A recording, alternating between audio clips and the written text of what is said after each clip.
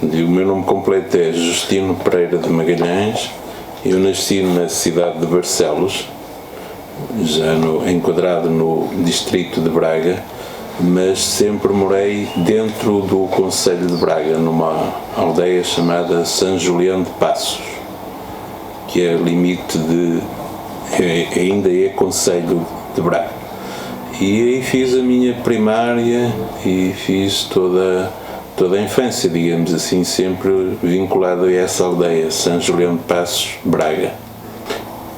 Nós vivíamos nessa aldeia, eu nasci em Barcelos, mas vivíamos de facto nessa aldeia já no concelho de Braga, uma aldeia próxima da periurbana, e sou o mais velho de 10 irmãos, portanto somos 11, entretanto já faleceu a minha irmã, éramos 11 e eu era o mais velho, não é? Continuo sendo o mais velho, sempre vivi com a palavra velho, ou sempre convivi com a palavra velho, tu és o mais velho, não é? E portanto a minha mãe era filha única, portanto somos unifamiliar, e convivemos sempre com os avós maternos que faziam parte do núcleo familiar. Fomos sempre um agregado muito concentrado nesse sentido.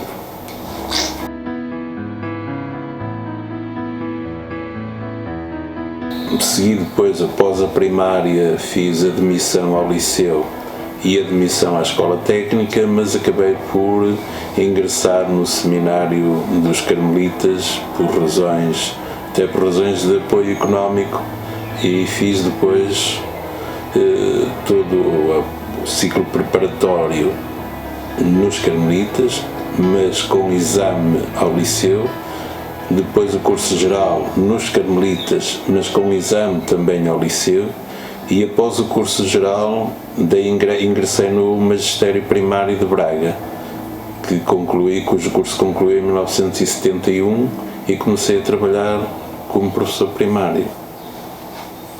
Terminei o curso normal e entrei de imediato a trabalhar como professor de ensino primário. Trabalhei um ano na direção-geral numa escola próximo de Braga, e num segundo e num terceiro ano eu vim para Lisboa para fazer o curso de Direito ao mesmo tempo que trabalhava. Então eu dei aulas do ensino primário na escola primária número 1 de Odivelas durante 2 anos, e estando a frequentar a Faculdade de Direito. Entretanto, pedi transferência para História, para o curso de História, e quando pedi transferência para o curso de História, inscrevi-me na Universidade do Porto e desloquei a minha atividade profissional também para a zona do Porto.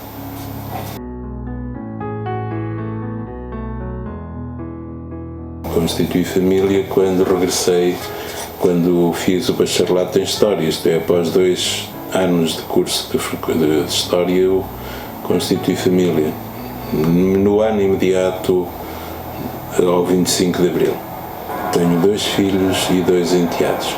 E netos, tenho 5 netos. A Violenta é importantíssima. A partir de 1998 começamos a ter uma aproximação e viemos a casar a partir de 2000.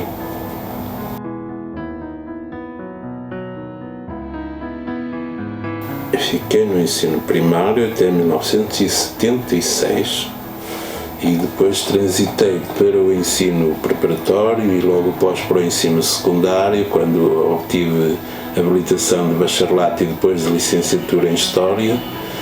Profissionalizei como professor de História no Liceu de Espinho, profissionalizei no ensino secundário e saí e dei aulas no ensino secundário até 1986, percorrendo vários anos do liceu e sendo orientador de estágio, colhendo já uma experiência em simultâneo como orientador de estágio, e concorri para a Universidade de Trás-os-Montes e Alto Douro em 1986, obtive vaga de assistente e fiquei ali até 1986, 87, 88. Em 88 eu vim para a Universidade de Minho. como assistente de carreira, e ali fiz as minhas provas de aptidão pedagógica e, entretanto, eu fiz o doutoramento. Eu só venho para Lisboa em 2002, através de concurso. Eu vim para Lisboa, eu fiz o doutoramento e a agregação na Universidade de Minho. Ali fui diretor de departamento, coordenei o doutoramento em História da Educação, enfim, assumi as tarefas normais de um professor auxiliar e de um professor associado. Eu beneficiei de uma licença sabática em 2002, entre 2002 e 2003, e a partir de 2013 eu fiquei a lecionar História da Educação, as disciplinas regulares do Instituto de Educação, História da Educação, Teoria da Educação, e a partir de 2005 ganhei vaga de catedrático. Entretanto, tinha acabado de jubilar-se o professor Rogério Fernandes e eu fiquei com uma parte, digamos, das disciplinas que ele lecionava. E entre 2006 e 2009 fui coordenador da Unidade de Ciências da Educação, que era, digamos, o agrupamento. A faculdade era composta por 2 grupos, Psicologia e Ciências da Educação, e eu coordenei o grupo de Ciências da Educação até 2009. Em 2009 a faculdade foi dissolvida, dando origem ao Instituto de Educação e à Faculdade de Psicologia. E aí a estrutura de poder mudou, não é? Mas a partir de 2009 foi fundado o Instituto. Eu continuei a coordenar o grupo de História da Educação, até porque o professor António Nova, que era, entretanto, já tinha sido nesse exercício, era reitor, tinha sido vice-reitor, logo após reitor, e, portanto, eu era o titular mais graduado da História, uma vez que o professor Rogério também tinha já aposentado, creio que em 2004, que ele se aposenta, não estou muito seguro. E portanto, eu fiquei mais habilitado do grupo de História.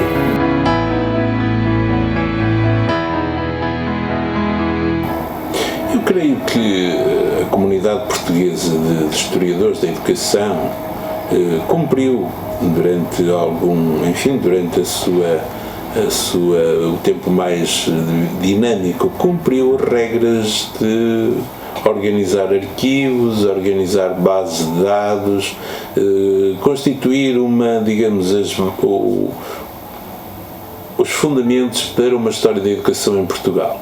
E foram-se construindo textos de várias proveniências, quer ligados ao ensino secundário, ligados à formação de professores, ligados às instituições escolares, ligados à educação básica, ligados à administração, enfim, à arquitetura escolar. Foram-se construindo textos que foram pondo, digamos, uma memória e uma narrativa, se quiséssemos assim dizer, da história da educação em Portugal, no campo da alfabetização, enfim. Na verdade, este dinamismo começou a sofrer alguma quebra, talvez a partir de, não sei, acredito que a partir de 2015, a partir nesta viragem nesta viragem de milénio.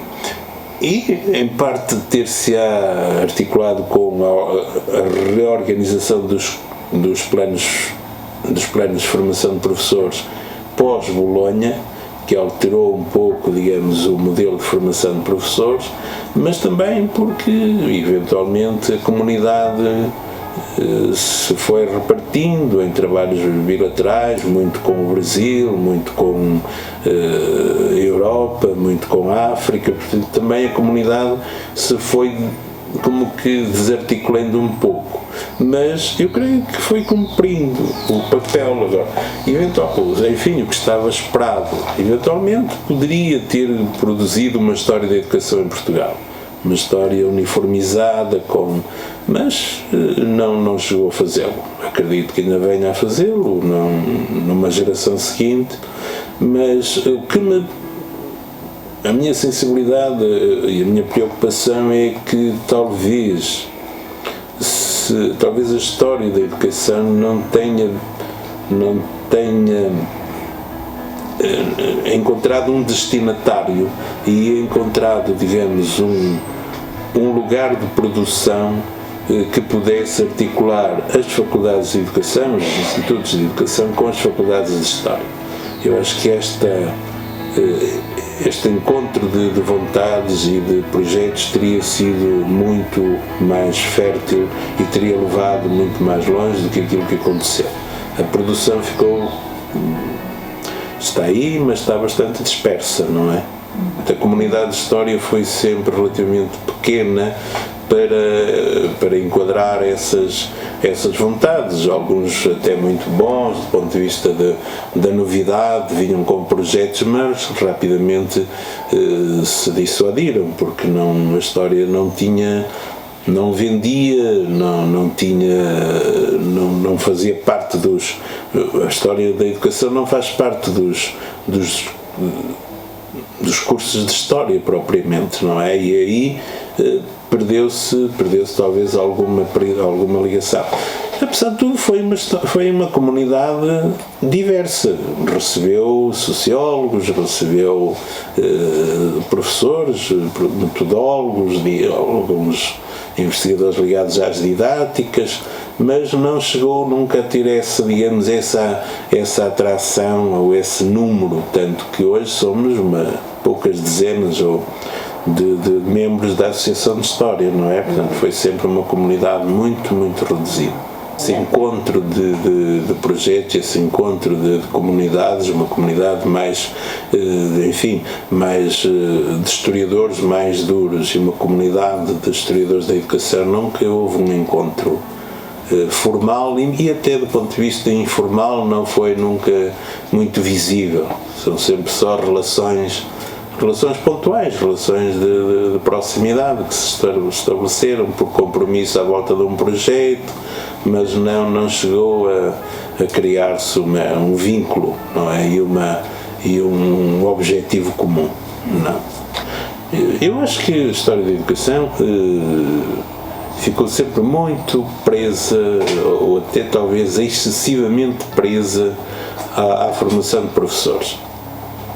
O que fez sempre também, circunscreveu por um lado o campo de ensino, ensinam-se capítulos referentes à formação de professores e ao que possa ou não interessar, digamos, à componente pedagógica inerente à escolarização, aos currículos da escola e, portanto, digamos, esta memória oficial e oficiosa da escola, mas, de facto, a memória da educação é muito mais ampla do que isso, não é? E há outros, a memória da educação diz respeito a toda a gente. Ao passo que a história da memória da escola ou a memória de uma instituição escolar diz respeito sempre a um público mais seletivo, não é?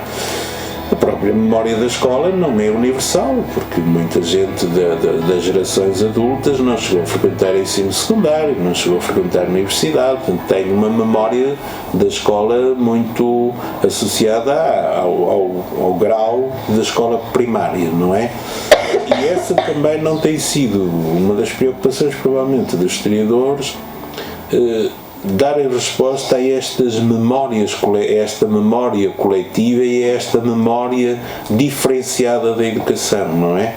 Eu acho que em algum momento, talvez um excesso de confiança da história da educação, de que ela ganharia público por si própria e talvez tenha sido um pouco prudente ao não orientar os seus discursos e os seus centros de referência para essas memórias locais de educação, não é? E para esse coletivo que a educação forma. A educação forma um coletivo cívico, um coletivo de eleição, eleitores, um coletivo profissional, forma coletivos.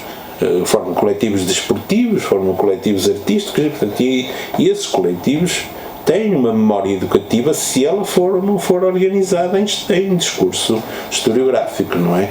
E o caso mesmo até do património, o património histórico ligado à educação, nós não temos em Portugal verdadeiramente nenhum museu da educação, nem a nível nacional e a nível local. Pronto, temos alguns esforços, algumas iniciativas louváveis necessariamente, mas sempre dependentes de circunstâncias históricas. Não têm um financiamento a longo prazo, não têm instalação, não têm técnicos de arquivo destinados a esta tarefa.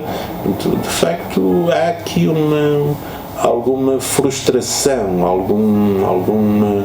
alguma ideia de uma geração um pouco perdida. Eu creio que a noção de regionalização tem muito a associar-se à memória, não é? Porque as regiões não são estritamente de geografia física, são de uma geografia que traduz uma convergência para determinados institutos de ensino secundário, traduz uma tradição ligada aos distritos, não é? E, portanto, as populações, elas próprias, e a dinâmica das populações organizou-se para tomar aquele polo como central, não é? E hoje, se há ali um tópico, uma cabeça que é de ensino superior, tem possibilidades de uma dinâmica e de quadros habilitados e a constituição de projetos que, ao nível mais básico, é impossível, não é? Porque não me parece, também não se justifica muitas vezes uma desmultiplicação destes locais de memória, porque depois tornam-se insustentáveis do ponto de vista financeiro, do ponto de vista técnico, do ponto de vista até de um público, não é? Constituição, digamos, de atividades, organizar atividades, terem significado para a economia e para os cidadãos atuais, tem de ser com alguma escala, não pode ser num ambiente muito micro. E eu acho que estes regionalismos ligados à rede de ensino superior pode ser uma dinâmica fundamental para animar e criar e preservar esta memória, não é? Não sei porque muitas vezes as universidades são menos atentas ao terreno, mas os politécnicos, esses sim, têm uma dinâmica ligada às profissões, ligada às memórias de várias natureza, culturais, e portanto a educação faz parte dessa dinâmica, não é? E é um campo de integração, um campo de atividade, um campo transgeracional, não é? E, portanto, permite que dialogar entre gerações jovens e gerações adultas e gerações maduras, não é? Este transgeracional é, sobretudo, educacional, não é de outra natureza, não é? Hoje as profissões morrem quando sai da idade ativa. Mas a educação não morre, mas a memória não morre, não é? Mas as dinâmicas de afeto e as dinâmicas de atividade cívica não morrem, não é? E essas podem encontrar na educação substância, matéria, elemento, não é? Eu acho que essa questão, eu penso que sim, acho que em sonho ou em tese isto é defensável. Na realidade temos visto muitas vezes algumas tentativas. Castelo Branco também arrancou muitas vezes com muito entusiasmo, depois esmorece, mas apesar de tudo é por aí que as tentativas têm ganho alguma longevidade. É pelos politécnicos, é por associações de cívicas locais, muitas vezes até não necessariamente só municipais, portanto intermunicipais, e eu acredito que essa é uma vitalização, e que aí a história da educação não precisará muitas vezes de lutar por um discurso académico, estritamente académico, tem sim de organizar boas cronologias, discursos apelativos e ser capaz de transversalizar com outras áreas da vida local. não é? Com a economia, com a cultura em geral, com a arquitetura, com o mundo artístico, com as memórias etnográficas, enfim, a história da educação tem de estar atenta e disponível para dialogar, não é? E como tal, as memórias escolares também, não é? Trazer as memórias escolares, devolver estas memórias aos seus possuidores, aos seus fruidores e aos seus legatários, digamos assim, não é?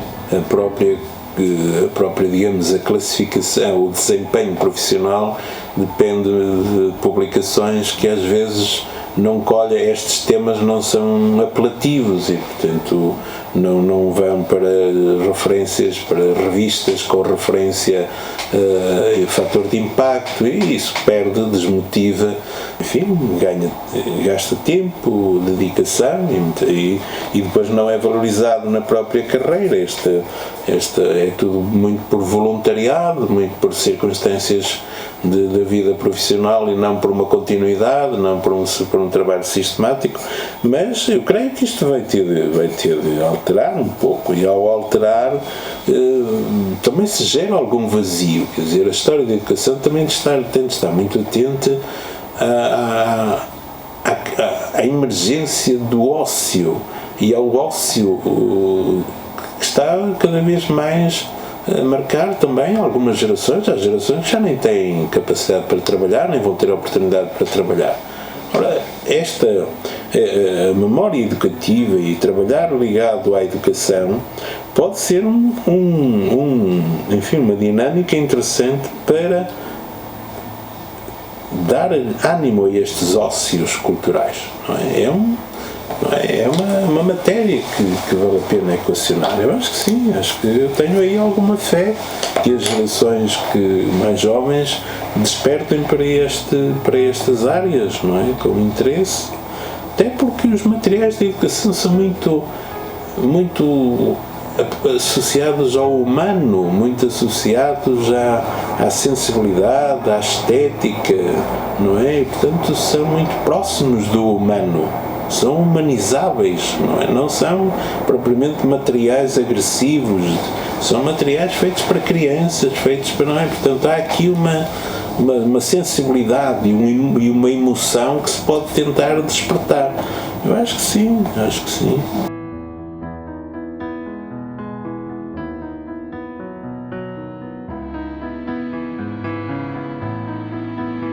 Eu vejo isto mais do lado da educação, não é? Não tenho propriamente um conhecimento habilitado do ponto de vista mais das técnicas propriamente e do reflexo que isto vai ter na nomenclatura das profissões e na organização das profissões. Agora, de facto, do lado da educação, eu vejo bastante mudança no acesso ao conhecimento, na produção do conhecimento e penso que esta dinâmica imparável das novas tecnologias e da aproximação delas ao cérebro, portanto a questão, falar de inteligência artificial, não pode deixar hoje os pedagogos e os professores de fora, não, tem de ser dialogar com eles, tem de dialogar com estes responsáveis que estão no terreno e estes têm de ser os mediadores, não é? Agora, acredito que vai haver mudanças na produção, o algoritmo é imparável, mas também a verdade é que boa parte das profissões que as novas tecnologias vão suprindo são também aquelas que mais depressa podem ser reconvertidas, não é? E isso é importante percebermos, quer dizer, quem já era excluído antes também não tem agora a forma de admitir-se, e isso eu acho que é esse ponto que a educação tem de estar muito atenta. Os excluídos não é? E como é que se recupera essa exclusão? Mas é uma matéria que eu não tenho uma opinião muito formada, sou mais alguém que pergunta do que alguém que tem respostas. Não é?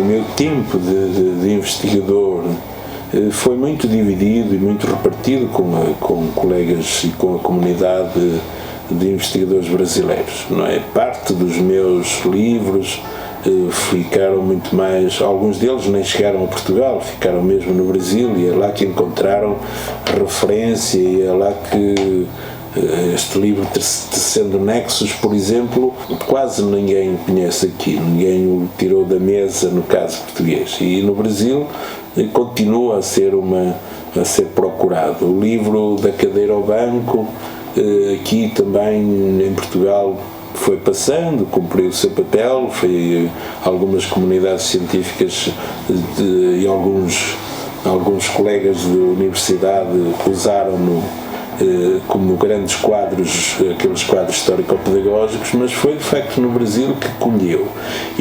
E eu vejo a comunidade brasileira como uma comunidade que continua a trabalhar numa intensificação do debate epistemológico, continua a tentar perceber melhor o que é a história da educação.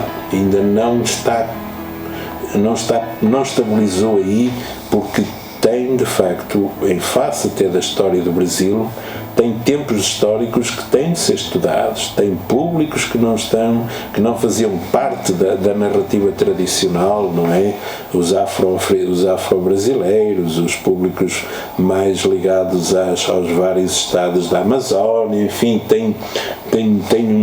e aí a educação existiu, e a educação existia, e a educação não pode ser a educação enfim, essa história do período medieval, do período moderno, não pode ser ignorada, não pode ser, é um prejuízo e nem é legítimo, porque esse Brasil não foi só um Brasil colonial.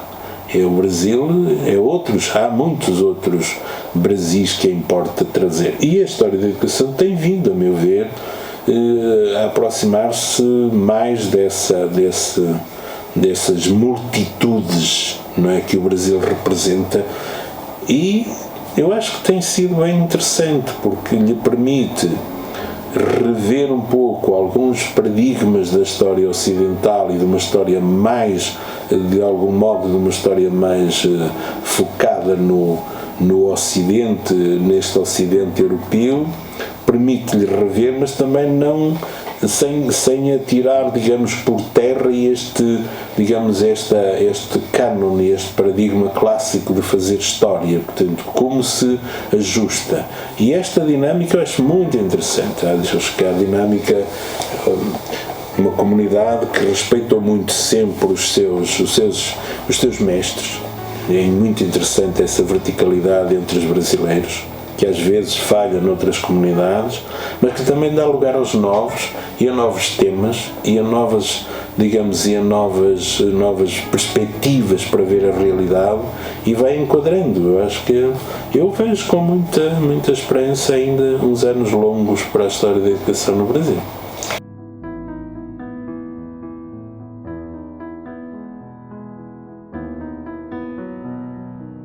Tenho sentido uma certa aceleração, uma certa progressão do fim, ou seja, um conjunto de decisões, de arrumação de materiais, da organização da organização dos espaços onde trabalhava, que me tem forçado muito a um ritmo que eu não estava à espera. Gostaria de ver isto mais lento, um sair de cena de forma um pouco mais lenta. Mas, simultaneamente, eu vejo isto como um passo, até diria, natural.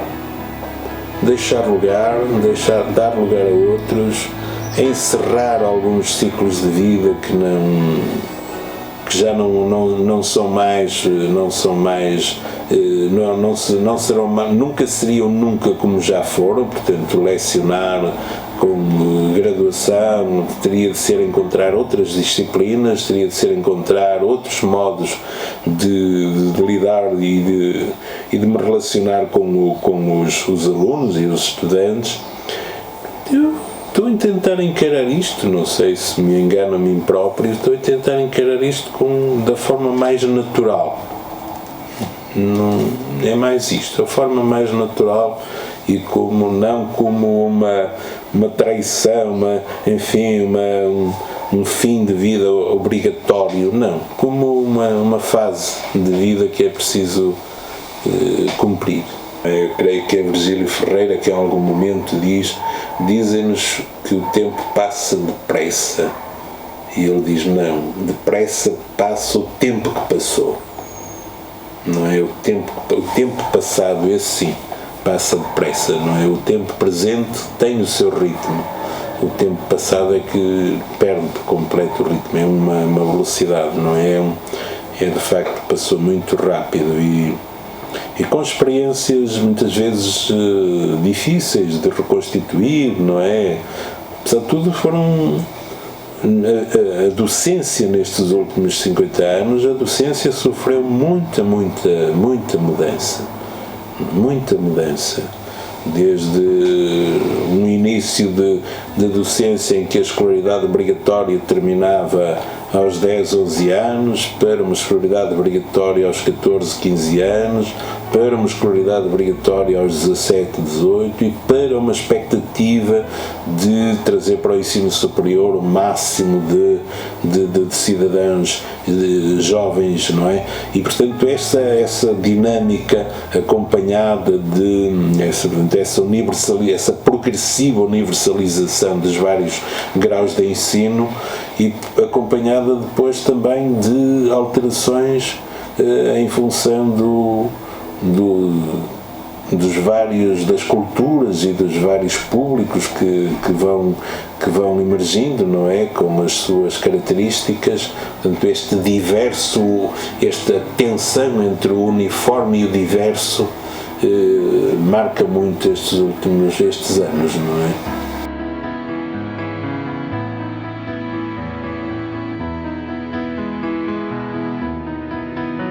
Eu julgo que a humanidade não vai poder sobreviver se não encontrar os seus mediadores.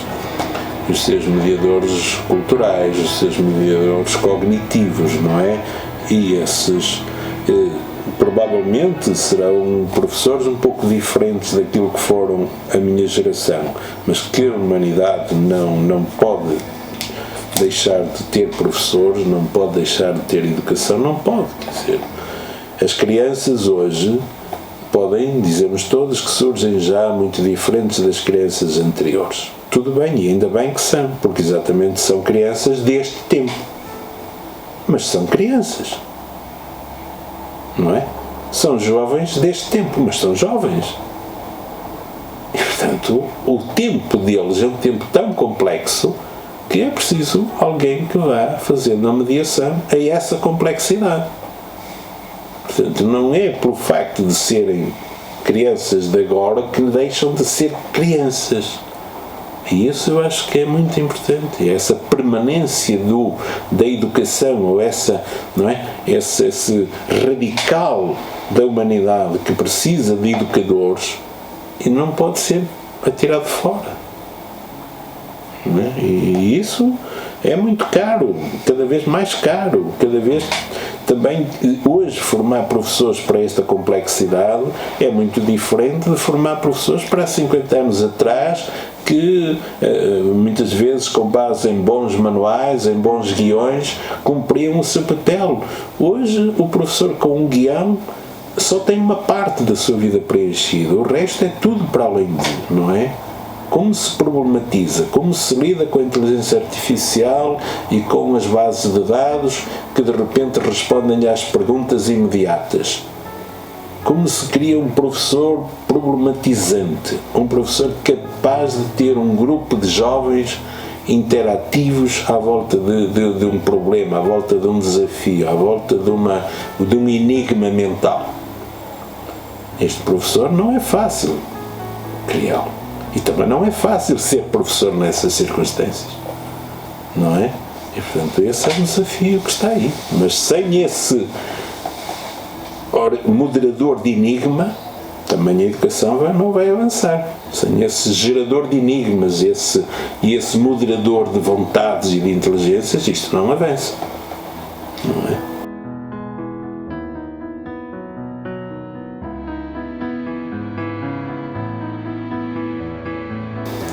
Acho que ainda tenho alguns papéis parados que gostava de fechar, alguns assuntos, mas não tenho, digamos, não estou a estabelecer a mim próprio prazos, nem a mim próprio inevitáveis. Não, acho que é melhor deixar que aconteça.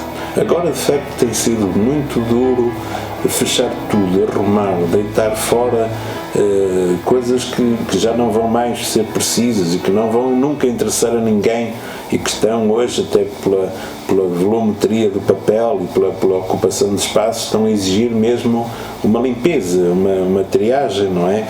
E essas triagens são difíceis. Então eu acho que para um historiador são muito difíceis mesmo. Deve ser o profissional que mais angústia tem em lidar com a triagem dos materiais.